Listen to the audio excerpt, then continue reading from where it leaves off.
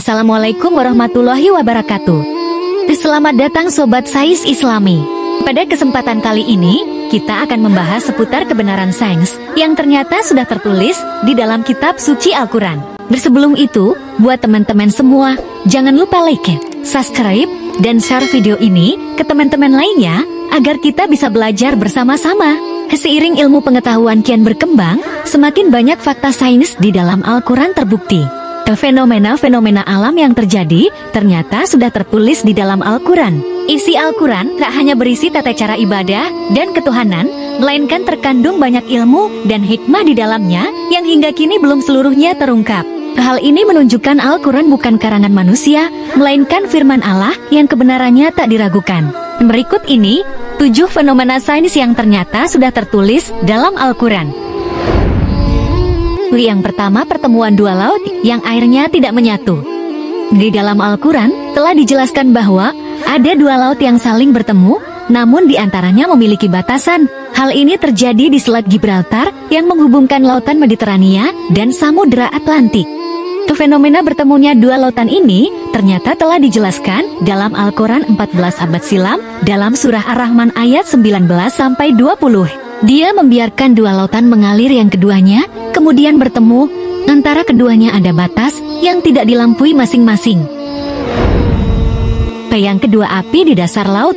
Seorang ahli geologi asal Rusia Anatol dan Yuri Bagdanov, seorang ilmuwan yang menemukan fenomena api di dasar laut. Mereka meneliti kerak bumi dan patahannya di dasar laut lepas pantai Miami. Mereka kemudian menemukan lava cair yang mengalir disertai abu vulkanik yang suhunya mencapai 231 derajat Celcius. Fakta sains ini disebutkan dalam Al-Quran.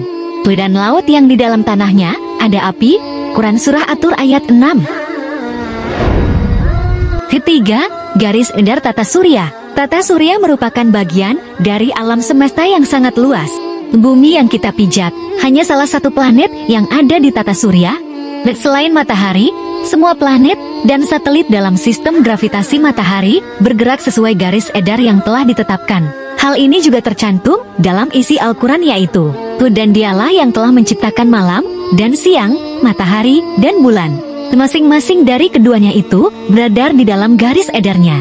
Quran Surat Al-Anbiya ayat 33. Keempat, ledakan raksasa Big Bang. Big Bang diyakini sebagai peristiwa yang menyebabkan terbentuknya alam semesta. Teori ini didasarkan pada kajian kosmologi mengenai bentuk awal dan perkembangan alam semesta. Berdasarkan teori ini, alam semesta awalnya dalam keadaan sangat panas dan padat, lalu mengembang secara terus-menerus hingga sekarang. Peristiwa ini disampaikan di dalam Al-Quran Surah Al-Anbiya ayat 30. Apakah orang-orang kafir tidak mengetahui bahwasanya langit dan bumi itu dahulu adalah suatu yang padu, kemudian kami pisahkan keduanya, dan dari air kami jadikan segala sesuatu yang hidup? Maka mengapakah mereka tidak juga beriman? Kelima, terbentuknya air hujan. Jauh sebelum para ilmuwan mengemukakan teori mengenai terbentuknya air hujan, di dalam Al-Quran sudah dijelaskan mengenai peristiwa alam yang sering kita lihat ini dalam surah Ar-Rum ayat 48-49. Allah, dialah yang mengirim angin, lalu angin itu menggerakkan awan, dan Allah membentangkannya di langit menurut yang dikehendakinya, dan menjadikannya bergumpal-gumpal, lalu kamu lihat hujan keluar dari celah-celahnya. Maka, apabila hujan itu turun mengenai hamba-hambanya yang dikehendakinya, tiba-tiba mereka menjadi gembira. Keenam, sungai di dasar laut. Para ahli menyebut fenomena ini sebagai lapisan hidrogen, karena air yang mengalir di sungai dasar laut ini memiliki rasa air tawar. Dan selain itu, sungai dasar laut ini ditumbuhi daun-daun dan pohon. Pada Al-Quran Surah Al-Furqan ayat 53 menjelaskan fenomena ini bahwa dan dialah Allah yang membiarkan dua laut mengalir berdampingan, yang satu tawar dan segar dan yang lainnya asin. Dia jadikan antara keduanya dinding dan batas yang tidak tembus. Yang ketujuh, sidik jari manusia. Sebelum ditemukan pada akhir abad ke-19, mayoritas orang menganggap sidik jari sekadar lengkungan pada jari tanpa arti. Faktanya, Sidik jari manusia diciptakan berbeda-beda sebagai tanda pengenal mereka. Bahkan mereka yang terlahir kembar identik pun memiliki pola sidik jari yang berbeda.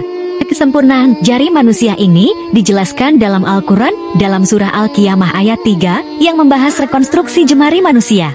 Apakah manusia mengira bahwa kami tidak akan mengumpulkan kembali tulang belulangnya? Bukan demikian. Sebenarnya kami kuasa menyusun kembali jari jemarinya dengan sempurna. Masih begitu banyak fakta sains dan pengetahuan yang bahkan jarang kita ketahui sudah tercantum dan dijelaskan di dalam Al-Quran.